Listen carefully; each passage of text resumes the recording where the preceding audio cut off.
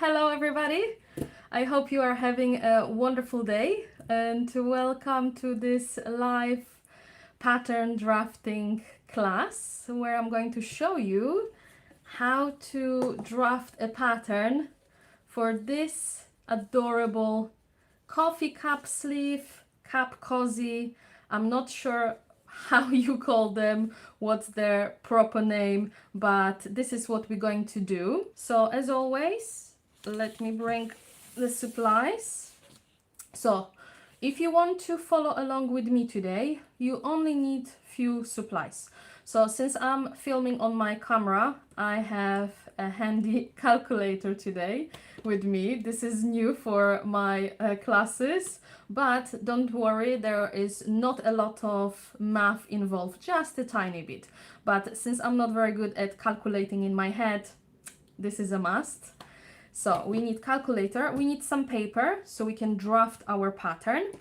You'll need a flexible ruler or a tape measure. I prefer tape measure because we're going to measure around the cup that we're going to draft the sleeve for.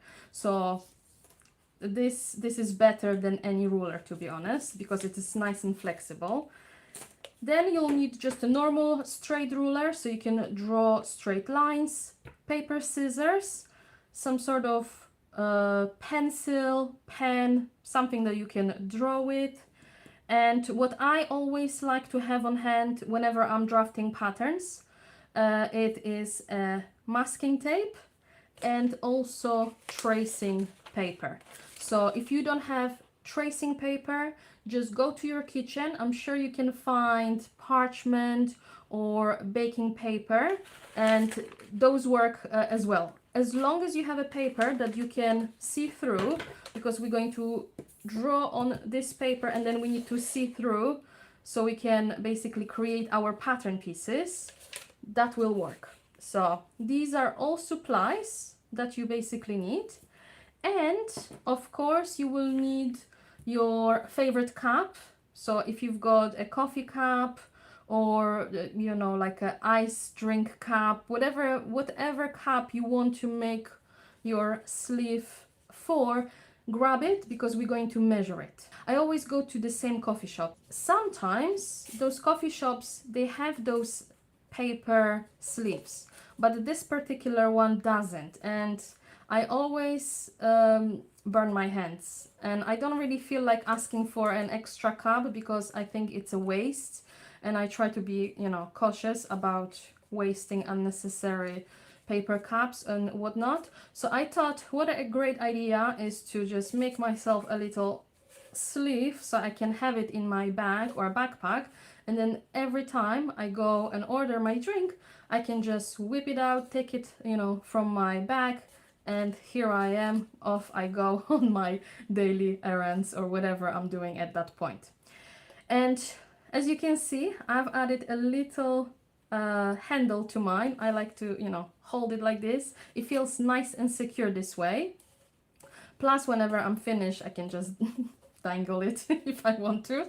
And sometimes, depending on the season, I like to add a little elastic on the side here. I'm going to show you on this one here for my straw. So especially, you know, over the summer when you go and order those big ice drinks, and then, you know, sometimes you are not ready to just poke the lid with the straw, or especially when you are like in a cinema, I like to have a straw on the side as well. So that little elastic comes handy. But this is just an elastic, so it is not part of our tutorial today. So don't worry, but I thought it would be just a little extra feature for you, just in case if you know, haven't thought of this before.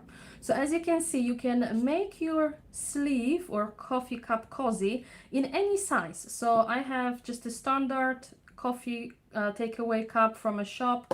And here is just a gym bottle that I took from my partner because I don't really have any fancy cups, but I know there are a lot of them out there, and I know a lot of you are using them on a regular basis.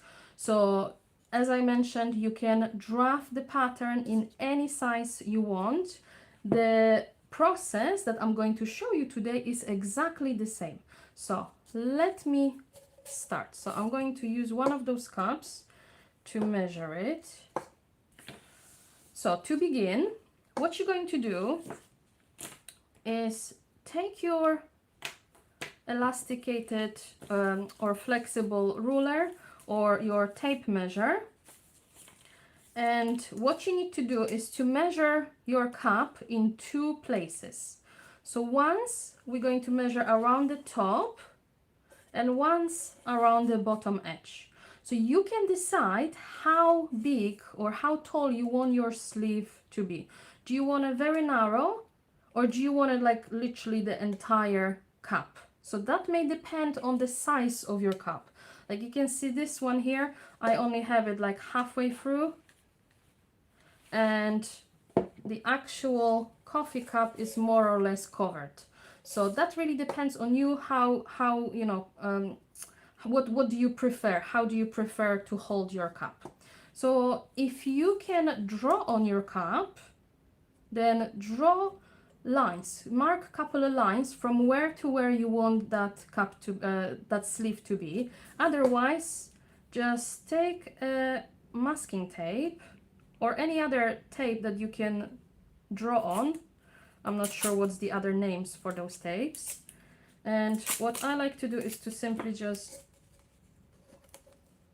tape it in two places, and I'll mark it how far I want that sleeve to be. So let's say from here to here. This way, when we are going to draft our pattern, we'll know exactly how tall is our sleeve. And now what we can do is to take those two measurements. So as I mentioned, we're going to take two measurements. So I'm going to just write T for top and B for bottom, so I know which one is which one. And next, what you can do is to take your tape and simply measure the circumference of your cup. So what you want to do is to hold your tape parallel to the rim of your cup. You don't want to measure it like at an angle, because then obviously the circumference, the measurement won't be accurate. So just take your time, go around the cup and take the measurement. So my measurement is about 26 centimeters. So that's over 10 inches, as you can see. So I'm going to write 26 centimeters. And then I'm going to do the same thing along the bottom. So again, take your time. You want to be as precise as you can, because otherwise your sleeve won't be accurate. It won't fit snugly as you want. So this one is about 22 centimeters, which is about 8 3/4 of an inch. So 22 centimeters. Here we go. And these are the only two measurements that you need. Excuse me. Then the height. So the third measurement, what you need is the height. So let me just measure it. So my sleeve will be about 7 centimeters. So that's 2 inches and 3/4. So 7 centimeters. Once you've got those three measurements, now you can start drafting your pattern. And it is pretty simple, because all you have to do is to draw a rectangle at this point. And which measurement you take? You take the height and the bottom circumference. So the one that is shorter, the circumference that is shorter. If for any reason you have a cup that is, let's say like this, it's narrower around the top and wider around the bottom, you're going to take the top measurement. So always take the measurement that is smaller, the circumference that is smaller. That's the key here. So at this moment, since my cup is angled like this, the bottom edge is narrower than the top, I'm going to take the bottom circumference. So next, what you need to do is to draw a rectangle that is 22 centimeters by 7 centimeters. So whatever circumference is of the bottom edge or the shorter circumference and the height of your coffee cup sleeve. So this is what I'm going to do now. I'm going to quickly draw that rectangle.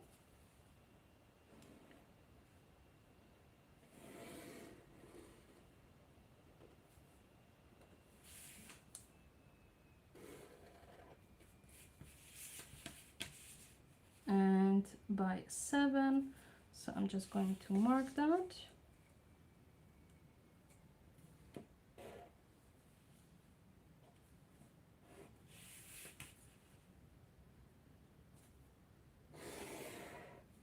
All right, so this is my sleeve. What I want to mention is this is the entire circumference of your cup, because we measure the entire thing. So at the moment we only have one seam. So if I show you this sleeve again, this is only one piece of fabric all around, and we have a one seam that runs here where there is the handle. I don't have any seam.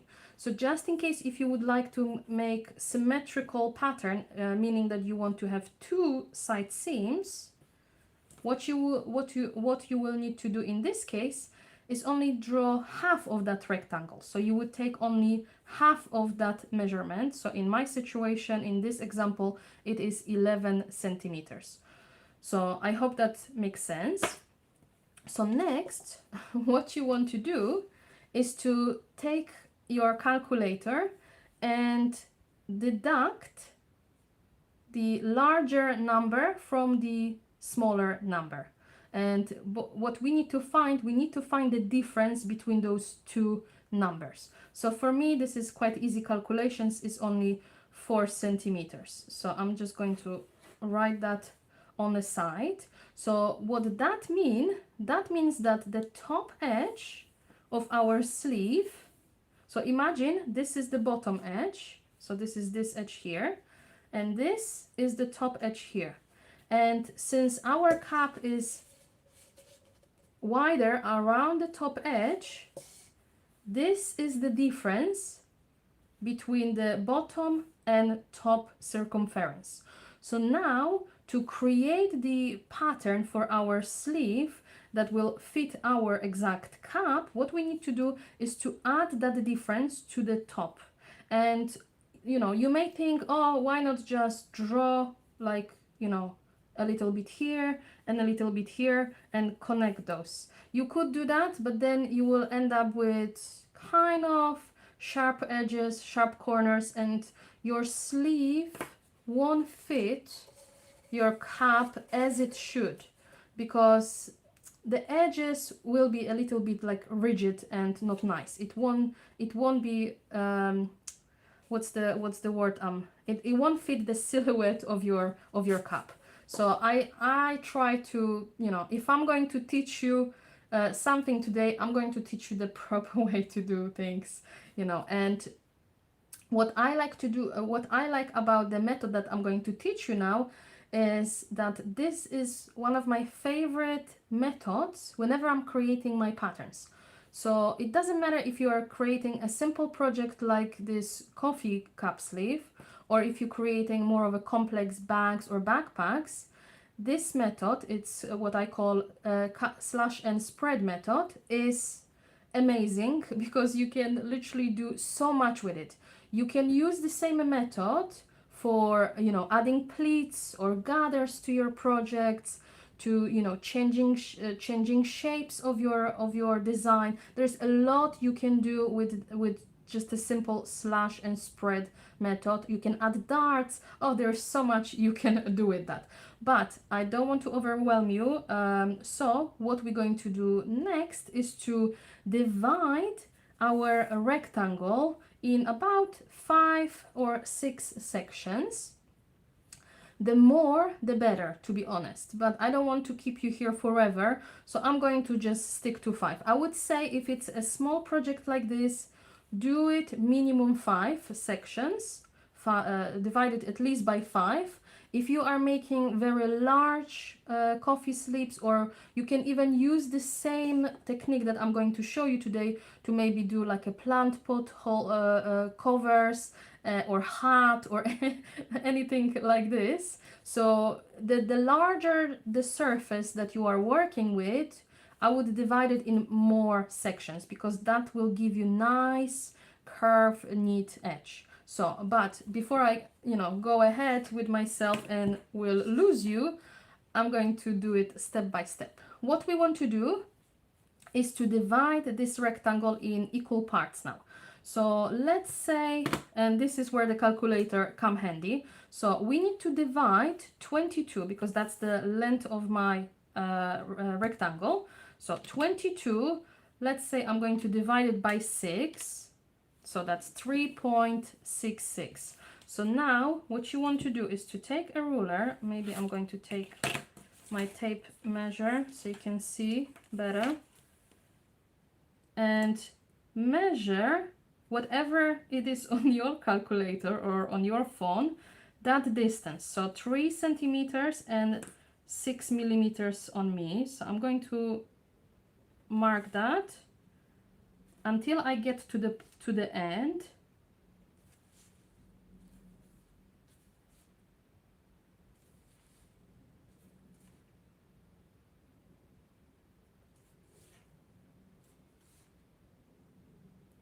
Here we go.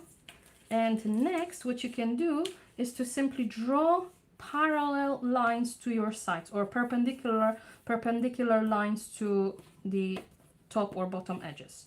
So straight ruler is now handy, and what you want to do is to simply draw lines like this wherever you mark the notch.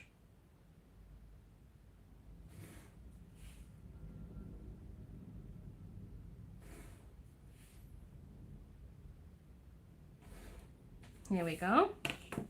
So next, what I like to do is to number those pieces, so I don't get confused whenever I'm tracing my pattern. So let's do it. 1, 2, 3, 4, 5, and 6. And usually I would mark midpoints and I would draw, I would label my pattern piece. But since this is just a draft, I'm not going to do that now, because I don't want to, make this draft too messy for you. So I'll try to keep it as clear as possible. So this is basically your draft. And now what you can do is to take your tracing paper or your baking paper or parchment paper, whatever paper you have, and we're going to now we're going to create our pattern piece that will perfectly fit our cup. So this is where the magic and the slash and spread method comes really, really handy. So as you can see, I have this tracing paper here. You can clearly see what's underneath. That's why this tracing paper is one of my must-have whenever I'm drafting my pattern pieces. But as I mentioned, as long as you have a paper that you can see through, you can just use that paper. It doesn't matter what you have, as long as you can see what you're doing. So what you want to do is to tape your tracing paper or whatever paper is on top down, so it doesn't shift when you are tracing it. So I'm just going to take my masking tape and just do it in a couple of places, not too much. Don't go around it, because we're going to move the papers as we go along. But it's nice to tape it, or if you have a weight, you can just place some weights. But I always find weights very annoying, to be honest. They get in my way. That's what I'm trying to say. So what we want to do now is we need to calculate how much space we're going to add because we know that we need 4 centimeters. So we know that we need to add 4 centimeters to the top edge. So the bottom edge stays as it is, but the top edge needs to be 4 centimeters longer in my example here. You may have 3, you may have 6 centimeters, whatever numbers you came up in your calculation. So we know 4 centimeters is the difference between the bottom and the top circumference of our cup. So now we need to calculate how much space we're going to add in between each line to make the top edge longer. So what you can do, again, take your calculator or your phone and simply divide this difference, so 4, by the number of lines that you have drawn. So that's 1, 2, 3, 4, 5. So don't get confused with the numbers you've marked, because we have 6 actual sections, but the amount of lines, we only have 5 of them, excluding those side edges. Yeah, so those ones, the one that we marked previously. So I'm going to calculate 4 divide by 5, because that's how many that is how many lines I have, and that gives me 0.8. So that's 8 millimeters for me. So I'm not sure how many inches it is. I can quickly check on my tape. Oh boy, this is this much. I don't know, that's less than 3/8 of an inch. That's what I can say. So yeah, not very good at, you know, calculating in inches. So now we know that we need to add 8 millimeters between each of those lines. So as I mentioned earlier, now we can trace the first part of our pattern. So you're going to simply trace the first rectangle, just like that. Then measure the amount that you just calculated. So for me, this is 8 millimeters. Here you go. And make a little notch. So I'm going to make it larger so you can see. And now what you're going to do is to pivot your tracing paper. So I'm going to unstick just the top.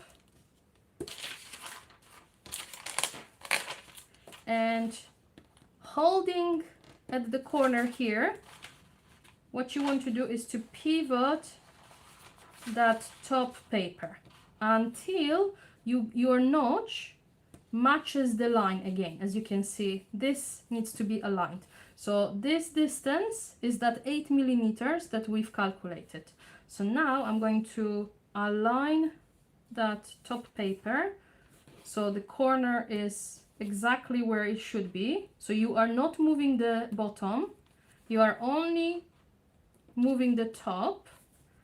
I'll just stick that in place. And again, we're going to trace the number 2, so the second rectangle. So if you want, you can number your pieces so you know where you are. Again, just draw that rectangle.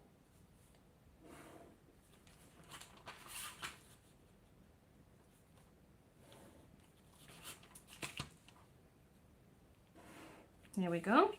Then again, you're going to measure 8 millimeters or whatever the distance is that you've calculated. Mark it. Then you're going to pivot your paper. So again, keep the bottom corner as it is and only match the line with the notch. Here we go. And again, we're going to trace number 3. And you basically need to repeat the step, and you need to repeat those steps till you get to the very last rectangle.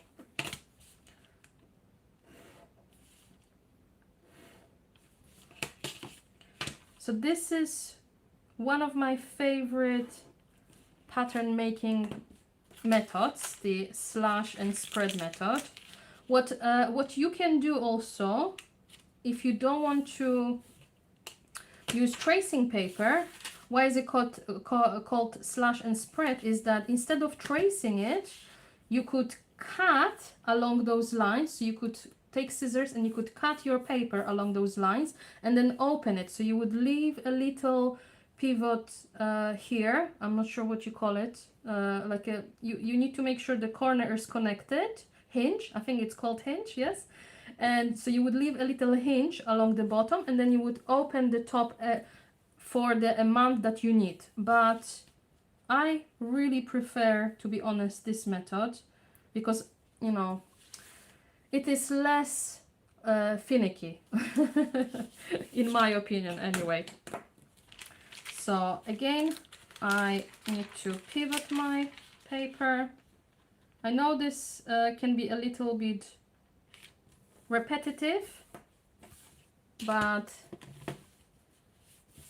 that's why, as long as you follow your outlines, you will create nicely fitting sleeve.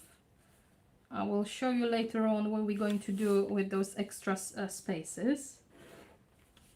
So that's number 4. And we've got 2 more to go, so stay with me. So we're going to do number 5 now.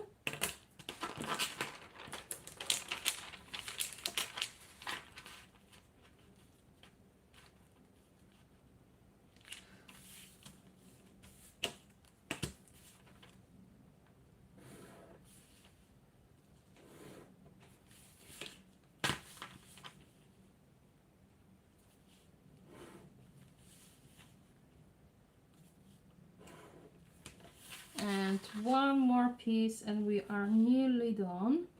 So I'm going to measure 8 millimeters again, pivot my paper, line up the notch with the line and trace the last rectangle.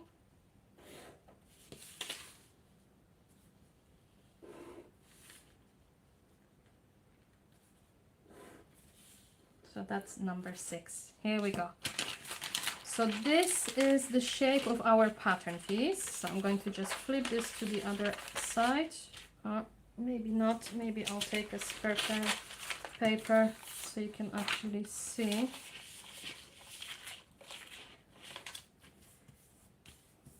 All right. So as you can see, this way, the top edge is now much longer than the bottom edge. So if you've done everything correctly, if you've measured the right amount, so for me that was 8 millimeters, you added equal distance, you will add the correct amount. So now if I measure it, that should be 26 centimeters.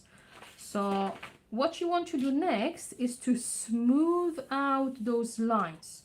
So if you have curved ruler, you can simply take your curved ruler and draw nice curved lines, but since I don't have it on hand, I'm going to show you that you can simply do it by hand. So I'm going to move my calculator away. And what you want to have a nice smooth edge. So since this is only tiny bit, you can simply connect those.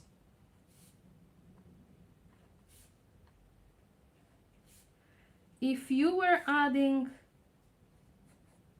here you go. If you were adding a lot of space between those lines, then you would have to take your ruler, your curved ruler, or you would have to like shave off some edges and add to other to give yourself a nice smooth seam. But since we only added a tiny distance, this is so much easier this way. And now here again, what I like to do is to just round those points where I have the a little corner. This is like a little sharp corner here. I'm not sure you can see. It's a very tiny, this like minimal amount. So what you want to do is to just smooth it out, because you want to have a nice smooth edge. So just like that. So if you are happy with it, what you want to do now is to add seam allowance, mark your midpoints, label your pattern piece, and then simply cut out your pattern. So I'm going to show you what to do. So you know, midpoints is very easy to find a midpoint. You can simply fold your pattern piece in half, and since this is nice see-through paper, I can easily align my edges and crease my paper.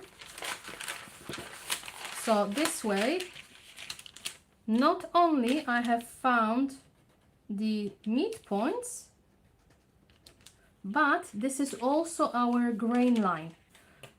So if you are using directional print fabric, or if you've got a special placement panel, sometimes you want to make sure you know exactly where is your grain line. So what I like to do is to mark my grain line with a little arrow. So if you've been using pencil, you can simply erase those lines. You don't really need them. But since I'm using a Sharpie, I cannot really do it. So these are our midpoints. We've got our grain line. And lastly, you can add label. So I'm going to just write cap sleeve. And so this is the outer edge, the outer portion, and also your lining. So you can write that on your template. So cut one time external fabric plus lining fabric. There you go. Depending on the fabric you're going to use, you may want to stabilize your fabric with some woven interfacing, or maybe you want to add fleece or heat resistant fleece, whatever you're going to use to make your sleeve.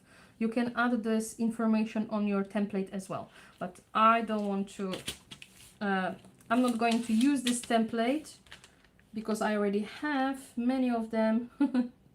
So I'm going to skip that step. And next, all you have to do is to add seam allowance. So I typically use about 1 centimeter, that's 3/8 of an inch seam allowance. And this is what I'm going to quickly add. So as you can see, I'm using just my straight ruler to go around those curved edges. And I'm just going to quickly add seam allowance.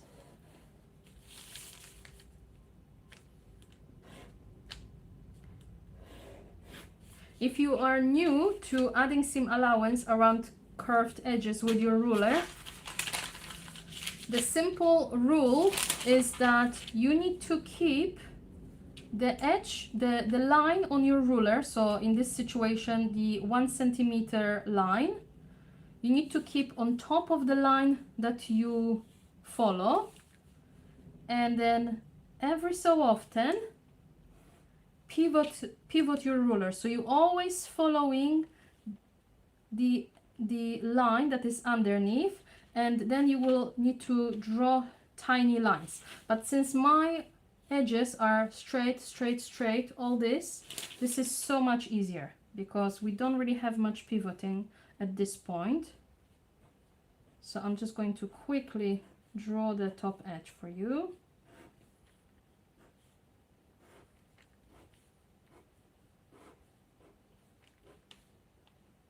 If you would like more of a tutorial, just let me know in the comments. I do have shorts or a reel about how to add seam allowance around curves, so you can check that out as well, just in case if you need more help, more guidance. So now we have created our pattern piece. So if you want, you can take your scissors and simply cut out the outer edge. So where you just added your seam allowance, cut it out, and this is your finished template for this coffee sleeve.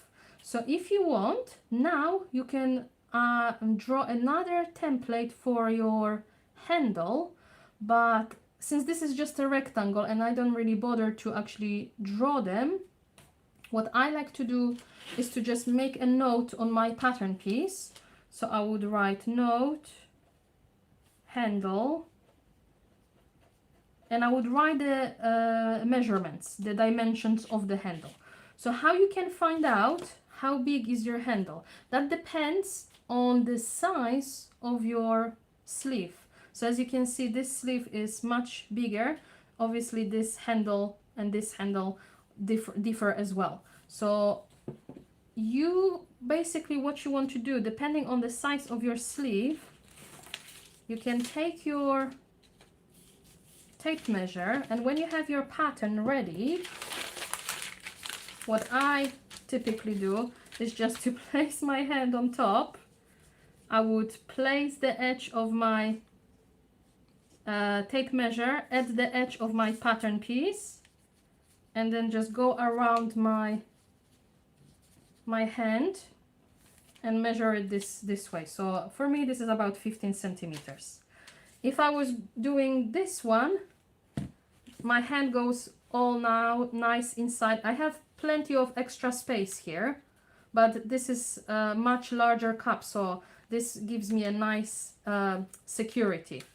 And if I was just using this cup, I can also put my hand in, as you can see, but this handle goes more up and down, so it's not as flat as this one here. So that's the only difference. So that's really depends on your preference, you know, how much space do you like, or how big is your hand. And you can always play with it. What I would do is to make your handle slightly longer, and then, you know, while you are constructing your sleeve, you can always adjust the length, because whenever you're going to stitch it, you can always adjust the length of that handle, depending on, you know, how you feel it. So that's just one tip I can mention. So that was, if I remember correctly, 15 centimeters for me. So you need to keep in mind that this already includes seam allowance. So you can, what you can do is to write with seam allowance. This is what I like to mark on my templates, on my pattern pieces, so I know exactly what is this measurement. And then the size of the width of your handle, that's again, this is your preference. I made this one very narrow. I think this is only 1 centimeter, 3/8 of an inch, and this one I think is 1 inch wide. That's 2.5 centimeters. So whatever width you want, make it 4 times, depending on how you're going to construct your handle, you want to do 4 times, because when you are creating your handle, let me show you, you've got your edge 1 time, then your edge again, and you need to do that on the other side as well to enclose. So basically what you need to do is to measure 4 times the width of your finished handle to create your pattern piece. So if my handle, let's say, was 1 centimeter like this, I need to cut a rectangle that is 4 centimeters wide.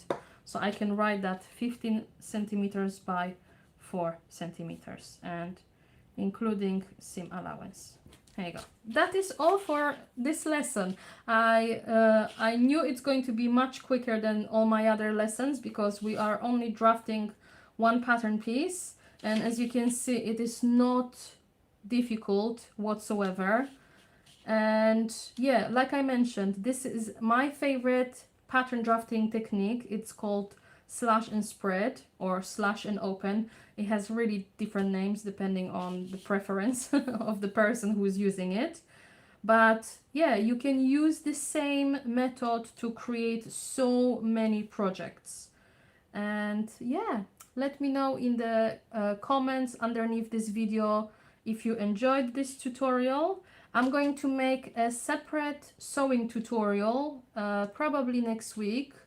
So in case if you are new to sewing, or in case if you don't actually know how to construct those sleeves, I'm going to walk you through step by step. But this is just going to be pre-recorded and edited video as per usual. You can find a lot of them on my YouTube channel. So that is all from me. I hope to see you in the next live. My aim is to make them to go live at least once a month, to do this type of tutorial for you, because I know from my personal experience there aren't many pattern drafting, pattern hacking, manipulation type of tutorials online. Well, at least I couldn't find any, and I really like sharing them with you. So if you've got specific project in mind, or you want to learn specific technique, just drop them underneath the video here, or literally about underneath any of my videos. I do read and reply to all my comments. So yeah, or even send me an email, whatever you feel like, and I'll try to, you know, add it to my schedule. I always like to do, you know, tutorials that you are actually looking forward to and you want to learn. So yeah, so that's all from me. I hope you are having a wonderful day, and as always, I love to see you in my next video. And I'm going to finish with my favorite saying. See you next time. Stay crafty, friends. Bye.